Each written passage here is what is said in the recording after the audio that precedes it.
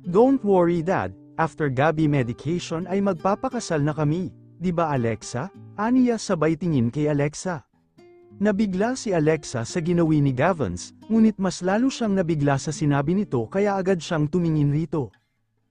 Opo, nahihiyang tugon, nagliwanag ang mukha ng tatlong naroroon. Nako, ngayon pa lang ay binabati ko na kayo, masiglang wika ng ama ni Gavance, saka sila inakay sa mesang naroroon, dahil handa na roon ang munting salo-salo na hinanda. Hoy Noel, sunog na ang barbecue, ani Aizel sa kasintahan ng mapansing nakatulala ito. Ay oo nga pala, anito saka sila muling nagtawanan. For sure Aizel, naiinggit lang itong si Noel, baka gusto na ring magpakasal kasi baka maaga ka pa ng iba, pang-iiba naman ni Gavance. Sus kuya, hindi naman po ako magpapaagaw sa iba pero bet ko yan. So, kasalanan na, welang wika nito.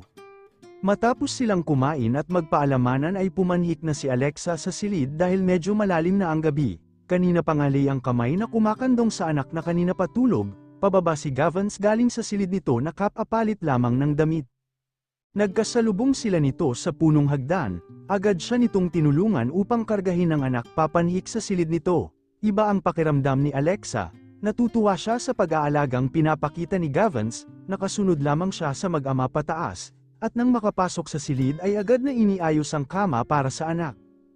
Ay lapag mo na lang dito, aniya rito na agad namang sinunod ni Gavance.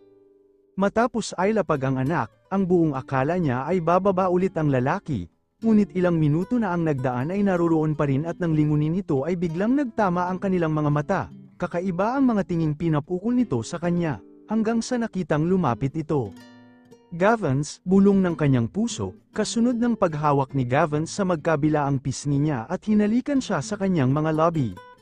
Mahal na mahal kita Alexa, osal muli ni Gavance, ngunit hanggang ngayon ay hindi pa rin nagagawang sagutin iyon ng babae. Nilayo konti ang mukha ni Alexa sa katinitigan nito, hindi makatingin sa kanya ito ngunit hinuli niya kasunod ng pag-uulit ng kanyang sinabi. Mahal kita. Napalunok si Alexa dahil hindi man maamin ngunit mahal na niya ang lalaki, ngayong mata sa mata ay hindi na niya maitatanggi pa ang puso. I love you too Gavance, mahinang sambit, mahina man pero dinig na dinig ni Gavance ang sinabing yun ni Alexa, halos maiyak siya sa nalamang may katugan na rin sa wakas ang kanyang pag-ibig. Kasabay ng muling pagsusugpong ng kanilang ngalabi, napasinghap si Alexa nang maramdaman ang kamay ni Gavance sa ilalim ng kanyang suot na dami. Gavance, putol na wika niya nang muling sakupin nito ang kanyang labi kasunod ng pagbaba nito ng zipper ng suot na dami, ilang sandali lamang ay tuluyan na iyong nalaglag sa kanyang paanan. Hindi na napaglabanan pa ni Gavance ang pananabik sa babaeng nasa harap, lalo pa nang marinig na mahal din siya nito. Yun na ang pinakamagandang regalong natanggap niya para sa kaarawan niya, at ngayon ay ipapalasap rito ang nag-uumapaw niyang damdamin. Gumapang ang mga labi ni Gavance sa kanyang leeg. Tila nang hihina ang kanyang tuhod sa sensasyong nararamdaman, mabilis na pinangko ni Gavance si Alexa sa sofa na nasa gilid ng silid. Matapos siyang dalhin ni Gavance sa sofa at bumaibabaw ito, hinuli ang kanyang labi saka muling gumapang ang labi sa kanyang punong tainga at leeg, nang tuluyang tanggalin nito ang hook ng bra ay agad na hinuli ang mukha ng lalaki. May pagkabahala sa mukha niya, Sash, ani naman ni Gavance saka muling nagpatuloy sa paghalik sa kanya. Gavance, muling agaw sa lalaki, anito na busy sa paghalik sa kanya. Baka magising si baby, nahihiyang saad dito, doon ay muling tumapat ang mukha ni Gavance sa kanya na may pilyong ngiti. No worries, baby pa si Gabi, tinapak niya ito saka sila nagngitian kasunod ng isang mainit na tagpo. Mumunting ungol sa silid ni Gavance ang siyang naririnig nila, mga ungol ng kaligayahang pinapalasap sa isa't isa. Habang magkayakap ay hindi maiwasan ni Gavance na paulit-ulit ang kinin ang babaeng pinakamamahal. I love you so much, aniya matapos mahiga sa magkabila ang gilid ng anak na hanggang sa sandaling iyon ay payapang natutulog. Tulog na tulog siya, pwede hirit ulit, bulong ni Gavance sa kanya na sinuklian niya ng mahinang tapik. Magtigil ka, nahihiyang wika, please, tila batang samamo. Kasunod ng pag-iyak ng anak, ikaw kasi, agad na sisi ni Alexa sa lalaki, tahan na baby. Naiinggit babe, padedehin mo na, ngising wika ni Gavance na inirapan na lamang ni Alexa. Mabilis na kinarga ni Alexa ang anak at inihele ito. Manaka-naka ay tumitingin siya sa gawin ni Gavance na matamang nakatingin sa kanya. Hindi niya maitatangging kahit papaano ay medyo panatag na ang loob dito. Umupo siya sa gilid ng kama upang padedihin ang anak nang biglang lumapit sa kanya ang lalaki. Hinalikan siya nito sa kanyang lobby, natarante siya sa ginawang iyon ng lalaki. Gavance, agap niya rito, ngumiti si Gavance nang makitang tila tensyonado ang hitsura ni Alexa. Relax babe, kiss lang yan, saka niyakap ang mag-ina at masayang tumingin na maganang dumdidi kay Alexa. Masayang masaya si Alexa sa sandaling iyon, ngunit hanggat nasa gamutan ang anak ay hindi pa rin lubusang masaya. I am so happy babe, isa na lang ang hiling ko sa Diyos, yun ay ang pagalingin na niya ng lubusan ng ating anak. Maya-maya ay tinig ni Gavance, pareho pa lamang pala sila ng iniisip ng sandaling iyon. Bilang magulang ay kaligtasan ng anak ang kailangan nilang isaalang-alang. Matapos ng isang linggong pagtigil sa Pilipinas ay muling bumalik sina Alexa at ang kanyang anak sa Japan. Sa pagkakataong yun ay hinatid na ni Gavance ang mag-ina. Buti na lamang at isang linggo rin siyang walang hearing kaya kahit papaano ay makakasama pa ang mag-ina. Isang nakangiting mukha ng kapatid na si Helena ang sumalubong sa kanila. Mapanudyo ang mga tingin nito sa kanila ni Gavance, hanggang sa hindi na nito mapigilan pa at nagsimula na itong tudyuin sila. Kuya Gavance, Kuya Gab, putol na wika ni Helena nang inawat ito ni Alexa. Bumungisnis si Helena sa inasal ng kapatid. Naalala niya kasi noong mga panahong nanggagalaiti ang kapatid kapag tinatawag na kuya ang lalaki. What is it? Tila pag-alit na sita ulit ni Alexa sa kapatid na di mapigil ang mapatawa. Naalala ko lang kasi noon. Ayaw na ayaw mong tawagin ko siyang kuya. Ngayon no choice na talaga, di ba kuya? Antag pa nito kay Gavance na pinapatulog ang kanilang anak. Nakangiti namang bumaling ito sa kanya. Ngiti lamang din ang isinukli ni Gavance sa magkapatid. Saka sila nagtingin ng dalawa na kanina pa naman napapansin ni Helena. Kuya, boto ako sayo at kahit boto ako sayo, it doesn't mean na okay lang na hindi mo pakasalan si ate. Alam mo na, kung may natitirang taong ay lalaban siya, ako lang iyon, himig pagbabanta na ng kapatid kahit.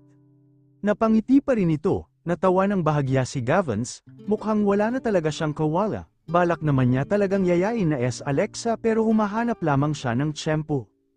Matapos ng 3 buwan ay natapos na rin ang gamutan ng anak, at hinihintay na lamang nila ang resulta ng huling check-up ng anak, upang malaman kung clear na ba siya sa sakit nito. Hawak ni Gavance ang kamay niya habang hinihintay ang pagdating ng doktor, nanginginig pa ang kamay ni Alexa, at labis-labis ang dalangin na sana ay may magandang bunga ang halos 7 buwan nilang paglalagi sa Japan. Tila kay bilis ng araw, ilang buwan na lamang ay 1 taon na ang anak, napangiti si Alexa habang nakatunghay sa anak na payapang nakatulog sa kondongan, sa murang edad nito ay napasabak na sa laban ng buhay, hinahaplos-haplos niya ang pisngi nito nang marinig ang pagbukas ng pintuhan. Muling bumalik ang pagtambol ng kanyang dibdib, hawak ng doktor ang malaking white folder at seryosong nakatingin sa kanila. Napapalunok na lamang si Gavance dahil base sa hitsura ng doktor ay tila hindi sila nagtagumpay. Naramdaman ni Alexa ang pagpisil ni Gavance sa kanyang palad na kanina pa nito hawak. Tahimik na tahimik sila habang salaitan silang tinitingnan ng doktor saka nito binuksan ang hawak nitong folder. Halos sumisikip na ang dibdib ni Alexa habang hinihintay ibukan ng doktor ang bibig, at sabihin sa kanila ang progress ng sakit ng anak. Tikon pa rin ang bibig ng doktor saka sumandal sa upuan nito, kita sa dibdib ni Gavance ang pagtaas baba nito dala ng tense yung bumabalot, tila hindi na niya makayanan yun, tatayo na sana siya nang marinig ang tinig ng doktor. Congratulations, bati nito na ngayon ay nakangiti na, your child is free from any trace of cancer. But we still advise of a thorough observation of your child. Siguro every 2 months you need to look for a doctor and see if any indication of the rebuilding of the illness, but I assure ngayon na ang iyong anak ay 101% na gumaling, mahabang paliwanag ng doktor. Kapwa sila napaiyak ni Gavance sa sinabing iyon ng doktor, hinalikan ni Alexa ang anak na natutulog. Thank you so much Doc, masayang pasasalamat ni Gavance dito. Ngumiti naman ang hapong doktor at masaya rin ito dahil success ang ginawa nitong treatment. Trabaho ko ito, pero warrior ang anak mo, siya ang pinakabatang nagkaroon ng ganitong sakit, sa murang edad ay ipinaglalaban niya talaga ang buhay niya. Labis-labis ang pasasalamat nila sa pagkakaligtas ng anak sa isang sakit na hindi biro. Higit sa lahat ay nagpapasalamat si Alexa kay Gavins kasi kung hindi dahil dito ay baka wala na ang kanyang anak.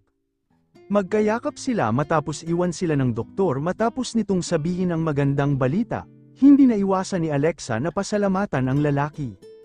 "Thank you," anas niya kay Gavins, "salamat sa ano? For saving our son, kung wala ka baka hindi ko kakayanin ang lahat ng ito," tugon naman niya. "Responsibilidad ko yun bilang ama, kulang pa yan sa lahat ng sakripisyong ginawa mo sa anak natin," sabad naman niya. Pagka-uwi nila ng bahay ay sinalubong agad sila ni Helena. Maraming nakahatag na pagkain sa pag-uwi nila. "I told you, baby Gabby is a fighter," anito sa kanilero ang pamangkin. Humadyak-jak naman ang anak na kahit papaano ay nakabawi na. Nag-apang na rin ito kahit papaano. Masaya silang pinasaluhan ang niluto ng kapatid. Habang kumakain sila ay hindi maiwasang purihin ni Gavins ang luto nito. "Masarap itong luto mo, Helena. Pwede na," ani ni Gavins. Nakangusong bamaling si Helena dito. "Pwede nang ano kuya?" Tila nagmamaktol nito. "Pwede nang mag-asawa," nakangising wika naman ni Alexa dagdag pang asar sa kapatid. Ngunit mukhang resback agad ang kapatid. "Mauna muna kayo ni kuya, ate bago ako," andito na kinatigil ni Alexa. Sa nakitang reaksyon ay humagalpak si Helena. "Oh why, si ate teenager lang, namumula ka na." Patuloy na tudyo nito na tila kinakampihan pa ni Gavins na kapwa na nakangiti sa kanya. Mas lalong nahiya si Alexa sa sinabing iyon ng kanyang kapatid. Sa totoo ay tama ang kapatid. Tila bumalik siya sa pagiging teenager na hindi malaman ang gagawin sa tuwing napagsosolo sila ni Gavins. Gaya ng plano ni Gavins ay magpo-propose na siya kay Alexa. Ngayon ay wala na silang masyadong iisipin kaya tamang panahon na rin siguro upang pakasalan ang babae. Malinis na ang pangalang iaalay dito kaya wala nang rason upang ipagpaliban pa yun. May 3 araw pa sila bago ang nakatakdang pag-uwi nila ng Pilipinas. Maging si Helena ay sasama upang makapagbakasyon nito. Ngunit babalik din dahil doon na ito magtatrabaho. Napapansin ni Alexa na tila hindi mapakali si Gavins. Time to time ay may kausap ito sa cellphone nito. At mas lalo siyang nagduda rito. Lalo na at ayaw nitong iparinig sa kanya ang pinag-uusapan nila ng kausap nito. Noong una ay pasimple pa siyang lumalapit rito, upang marinig ang sinasabi nito. Ngunit hindi pa man siya nakakalapit ay lumalayo na ito. Iba na talaga ang kutob niya lalo na at tila mailap din ang tingin sa kanya ng lalaki. Nakita niyang patanjin tingin sa kanya ito na tila ba mas nais sabihin hanggang sa makita niyang tumayo ito. Nakabihis ito kaya alam niyang aalis na naman ang lalaki. "I'm leaving for a bit, be back in 2 hours, ani ni Gavins ng makabuelo. Alam niyang pinag-iinitan na siya ni Alexa. Kanina pa kasi siya nito pinag-aaralan, panay ang lapit din ito kapag tumutunog ang cellphone, at alam niyang kinukutuba na ang babae. He wants to surprise her kaya ginagawa niya yun. Alexa deserves the best kaya gagawin niya ang lahat upang mapasaya lamang ito. At saan ka pupunta? Sa kabiglaan ay hindi napigil ang tumaas ang boses ni Alexa. Napahiya patuloy siya sa sarili dahil tila nagmukha siyang asawang nagseselos. Nabigla rin si Gavins sa biglaang pagtaas ng boses ni Alexa ngunit nang makahuma ay napangiti siya. He knows that Alexa started to get jealous, at para sa kanya ay sign yun na mahal na siya nito, at natibag na niya ang tila malamig na yelo ng babae. "I'm sorry," nahihiyang bawi ni Alexa. "Sige, okay lang. You can go," mahinang sambit. Ngunit imbes na umalis si Gavins ay lumapit siya sa tila nagtatampong babae, niyakap niya ito buhat sa kanyang likuran. "I love you," bulong dito sabay halik sa leeg into. Natulos si Summer sa ginawang pagyakap sa kanya ng lalaki, mas lalo pa siyang natigilan nang maramdaman niya ang paghalik nito sa kanyang leeg. Nang akmang hahalikan ulit siya nito ay medyo umiwas siya, hindi dahil ayaw niya, kundi dahil iba na ang epekto niyon sa kanya. Sa simpleng hawak o halik lamang ng lalaki ay tila umiinit ang buong kapaligiran niya, bago pa kung saan mapunta ay iiwas na siya. Maging si Gavins ay medyo nabuhayan ng dugo. Ngunit hindi niya pwedeng kanselahin ang meeting niya sa kanyang gagamiting prop sa gagawing surprise kay Alexa. Ramdam man ang pag-init ng katawan ay kinailangan niyang suplen, yun lang ang pagkakataon niya upang makausap ang mga taong makakatulong sa kanya. Maging si Helena ay kasangkapan niya sa gagawing surprise sa kapatid nito, Mabuti na lamang at saktong ang kasintahan nito ang isa sa taong may malaking role sa gagawing surprise. Oh my God, tili pa ni Helena habang binabahagi niya sa lahat ang gagawin nilang setup sa proposal niya. Kilig na kilig si Helena para sa ate Alexa niya. Panay din ang pasaring sa boyfriend nito na kasama nila para sa gagawing surprise. Bebs ha, alam mo na, dapat mas bongga dito ang gagawin mo sa akin, palatak pa ni Helena. Personality ay magkaiba ang magkapatid. Helena is friendly and talkative while Alexa is introverted. Hindi masyadong nagsasalita o sinasabi ang nararamdaman hindi kagaya ni Helena. Sure Bebs, tugon naman ang kasintahan sabay kindat dito. Matapos ihatag lahat ni Gavance ang mga bagay na gagawin nila ay nagpasalamat siya sa mga ito, sa partisipasyong gagawin lalo na sa kasintahan ni Helena na siyang piloto ng eroplano na siyang sasakyan nila. Kahit ilang beses na sinabi ni Helena na tiyak na masu-surprise ang kapatid nito, ay hindi pa rin siya napapanatag hanggat hindi nakikita ang reaksyon ni Alexa sa gagawin niyang proposal. He hopes na sana ay hindi i-turn down nito ang kanyang proposal. Huling gabi nila sa Japan, nasanay na si Alexa sa buhay doon, ngunit kailangan na nilang umuwi dahil ayaw niyang mahirapan si Gavance sa pabalik-balik roon. Tulog na ng anak sa tabi niya nang maramdaman niya ang pagpasok ni Gavance sa silid, naramdaman niya rin ang paglundo ng kama sanhi ng pagsalo nito sa kanila sa kama kasunod ng pagyakap nito sa kanya. Masarap sa pakiramdam ang mga yakap nito sa kanya, hanggang sa maramdaman niya ang paghaplos ng palad nito sa kanyang balakang. Gavance, aniya sa kahinuli ang palad ng lalaki, I love you, tugon nito sa kanya na tila ba yun ang access nito, upang tugunan niya ang nais nitong mangyari. Nang binitiwan niya ang kamay nito, ay nagsimula na itong paliguan siya ng mga mumunting halik sa buo niyang katawan, kasunod ng mga nagbabagang haplos nito na nakapasok na sa manipis na pantulog niya. Kakaiba ang pakiramdam ni Gavance ng sandaling yun, kay Alexa niya lang nararanasan ang ganoong damdamin na tila ba ayaw na niyang malayo rito, kaya nga sa loob ng ilang buwang pamamalagi nito sa Japan, ay halos linggo-linggo ay nais niyang makasama ito. Maging si Alexa ay hindi na niya naitago pa ang pananabik sa lalaki, gumaganti na rin siya sa maalab na halik nito, mabibilis ang mga galaw hanggang sa umingit ang kanilang anak, kapwa sila natigilan na tila nahuli sa akto, matapos bumalik sa pagkakatulog ang anak ay kapwa sila nagtinginan. Ngising-ngisi si Gavance ng balingan niya ito na kinainis naman ni Alexa, kaya mabilis siyang kumalas dito, pero humigpit naman ang yakap ni Gavance. Batid niya kasing hanggang sa panahong yun ay nahihiya pa rin sa kanya ito. It's okay, malakas talaga ang pakiramdam ni baby, seloso, ani ni Gavance na tinapak na lamang ni Alexa, hindi pa nagpaawat si Gavance sa pangalawang pagkakataon, muling sinimulang ang kininang lobby ni Alexa. Hanggang tugunin na ito ni Alexa, muling gumalaw ang mga palad na kumakapa sa kani-kanilang katawan, nakakaliw ang ligayang hatid ng bawat pagdapo ng lobby ni Gavance sa kanyang katawan. Ngunit hindi mapapasubalian ang sayang hatid noon sa kanya bilang babae.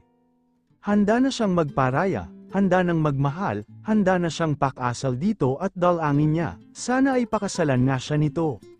Kasunod ng pag-angkin sa kanya ng lalaki ay ang dalangin niya na yayain na siya nitong pakasal, bilang isang babae at ina, wala siyang hiling kundi ang mabigyan ng buong pamilya ang kanyang anak.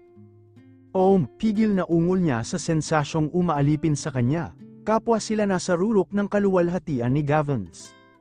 Walang nais magsalita at tanging sa galaw mo na lamang mababakas ang kasiyahan sa kanilang dalawa. Mahal na mahal kita, paulit-ulit na osel ni Gavance sa kanya habang yakap siya nito. I love you more, bulong niya. Napangiti si Gavance sa tugon ni Alexa. Ha, ano ulit, pakiulit, tila hindi dinig na wika niya. Dinig na dinig niya yon ngunit gusto niyang ulitin ito ng babae. Sabi ko mahal din kita, paanas pa ring wika ni Alexa. Nang mahalata ni Alexa na pinagtitripan lang siya ng lalaki ay nagkawaring naiinis na. Ewan ko sayo, sabi ko matulog ka na kasi nabibingi ka na, aniya na balik pang aasar. Ayaw ko pa, hihirit pa ko ngising wika ni Gavance. Sa narinig ay hindi naiwasang naitulak ang lalaki, hindi yun napaghandaan ni Gavance. Kaya hindi nito nabalance ang katawan dahilan para mahulog siya sa kama. Ouch! Gulat na wika pa bago mahulog, kasunod ng kabiglaan ni Gavance ay hindi niya napigil ang mapataas ang boses na gumising sa anak nila.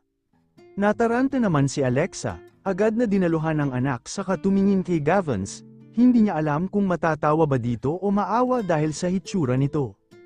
Habang karga ang anak ay agad na nilingon ni Alexa si Gavins, sa totoo lang ay hindi niya alam kung matatawa ba siya o maawa rito. Nalaglag kasi ito matapos niyang sikuhin ito. Hindi naman niya sinasadya yun, agad namang tumayo si Gavins hawak ang likod nito, at lulugaw-lagong lumapit sa kanilang mag-ina. Ano hihirit ka pa ba ng isa? Natatawang wika ni Alexa. Huwag na baka mabalian na ako ng tadyang, natatawaring sagot ni Gavins saka sila nagngiti ang dalawa. Napahagikjak ang anak na kondong sa sandaling yun. Tingnan mo itong si Gabi, pinagtawanan pa si Daddy, tila nagtatampong wika niya sa anak. Sabi kasi bawas-bawasan na kapilyuhan para di mahulog sa kama. Balik asar ni Alexa, kahit papaano ay at least na siyang kausap ang lalaki kahit sa sensitibong bagay. Napangiti si Gavin sa sinabing yun ni Alexa, wala na siyang nasabi kundi ang yakapin ito buhat sa likod nito, saka kiniliti ang anak na tila wala nang balak pang bumalik sa pagtulog. I love you, bulong ulit ni Gavin sa kanya. Kinikilig talaga siya sa tuwing sinasabi ni Gavins kung gaano siya nito kamahal. I love you too, tugon dito. Kinabukasan, alas 9 pa lang ng umaga ay nasa airport na ang buong pamilya, kasama si Helena na hindi mapunat ang ngiti sa mukha. Sus, abot hanggang tainga ang ngiti natin antag ni Alexa sa kapatid habang papasok sila sa eroplanong pauwi ng Pilipinas, habang nakasunod naman si Gavins Calong ang anak nila. Wala ate, excited lang akong umuwi ng Pilipinas, ilang buwan na rin mula nang umalis ako, alam mo na, ani pa nito na naiintindihan naman niya, maging siya nga ay masaya dahil makakauwi na sila. Nang makaupo na sila ay nagtaka siya dahil panay ang tingin ng cabin crew sa kanya. Hindi niya alam kung siya ba ang tinitingnan o si Gavins, kaya nagawa pa niyang hawakan ito ng braso upang ipakitang take na ito. Napansin ni Gavins ang tila matatalas na mata ni Alexa, hindi dapat makahalata ito sa planong surprise. He waited for so long para dito at gusto niyang hinding-hindi nito ito makakalimutan. Nasa kabilang aisle naman si Helena na tila may binulong ito sa isang cabin crew. Ang akala ni Alexa ay umu-order lang ito o may tinatanong lang, hindi niya alam na hinahanda na nila ang isang malaking surprise. Nang mag-take off ang eroplano ay umarteng matutulog si Gavins, kondong naman ni Alexa ang anak at abala sa pagpapadidi rito, may 3 oras na sila sa himpapawid at nagsasalita ang piloto ng eroplano, kagigising lang ni Alexa mula sa pagkakaidlip nang marinig ang boses ng piloto. All cabin crew, can you please come to the business class area? 2 ulit na wika ng piloto, lahat ng cabin crew na nasa likuran ay pumunta nga sa sinabi ng piloto. May panik sa mukha ng ilang pasahero kung bakit pinatawag ng piloto ang lahat ng mga ito, ngunit muling nagsalita ang piloto. Passenger kindly stay in your seat, there is nothing to worry, please remain seated, ang pagbibigay assurance ng piloto na maayos ang kanilang kalagayan. Sa totoo lang ay nagpanik si Alexa at nagawa pa niyang gisingin ang naiidlip na si Gavins sa tabi. Naramdaman ni Gavins ang tensyon kay Alexa nang biglang ipatawag ng piloto. Nang makita niyang biglang dumilat si Alexa ay nagtulog-tulugan siya. Everything was part of their plan kaya nang sulyapan niya si Helena ay nakapikit ito. Maya-maya ay pumailan lang ang kantang, Ikaw Lang. Unang liriko pa lang ay isa-isang lumabas ang cabin crew na may hawak na pulang rosas. Lahat ay napamaang sa mga ito, lahat ay naghihintay kung kanino nila ibibigay iyon, maging si Alexa ay na-excite sa ideyang mayroon yatang magpo-propose sa loob ng eroplanong kinalululanan, may pag-asam na sana ay gawin din yun ni Gavin sa kanya, siguro ay siya na ang pinakamasayang babae sa buong mundo. Ngunit tila walang pag-asang gawin yun ni Gavins, dahil ngayon pa nga lang ay tila bumalik pa rin ito ng tulog dahil nakapikit ito ng mata na nakasandig sa upuan nito. Kita pa niya ang pagtaas-baba ng Adam's apple nito. May ilan-ilang pasaherong nakikisabay sa kantang pinapakinggan, tinuon niya na rin ang pansin sa anak na tulog sa sandaling iyon. Babe, punta lang ako sa CR, paalam ni Gavin sa kaagad na umalis, habang papalapit sa kinaroroonan ang cabin crew na may dalang rosas. Abala si Alexa sa pagtunghay sa anak nang mabigla siya nang iabot sa kanya ang bulaklak. Automatikong napanganga siya, hindi niya alam kung kukunin ba o hindi, ngunit dumating ulit ang isa kaya tinanggap na niya isa-isa. 6 na cabin crew kaya 6 na pulang rosas ang nasa kamay. Lahat ay nakatingin na sa gawin niya. May ilang kumukuha ng video at halos lahat ay may ngiti sa lobby. May kumakanta pero hindi na yun galing sa anumang speaker, kundi galing yun kay Gavance na may hawak na rechargeable na mic. Habang kumakanta ay palapit ito ng palapit habang nasa kabilang kamay nito ang puting rosas. Hindi na napigilan ni Alexa ang pagbuhos ng luha buhat sa kanyang mga mata. Hindi niya akalaing may boses pala ang lalaki, hindi niya inaasahang ang bagay na sa YouTube lang napapanood ay mangyayari sa kanya. Nang ganap na makalapit sa kanya ito ay bakas din ang pagluha nito. Matapos kumanta ay unti-unting lumuhod sa harap. Habang hawak nito ang isang kamay, ganoon pala ang pakiramdam. Tila bigla siyang nilipad sa kalawakan, napakasaya niya at hindi niya inaasahang susurpresahin siya ng lalaki. Agad na nilabas ni Gavance ang box ng singsing, hindi malaman ni Gavance ang gagawin, kahit pala siya ang may plano at ideya lahat ay hindi pa rin niya maiwasang kabahan, lalo pa at nakikita ang gulat sa mukha ni Alexa, mabilis na lumuhod sa harap nitong nakaupo habang kalong pa rin ang anak, hawak ng kanilang braso ang anak habang ang isa ay hawak niya. At ang isang kamay naman niya ay hawak ang nilabas na box ng singsing. Agad na nilabas ni Gavance ang box ng singsing. Alexa, can you be my wife? Kinakabahang tanong ni Gavance.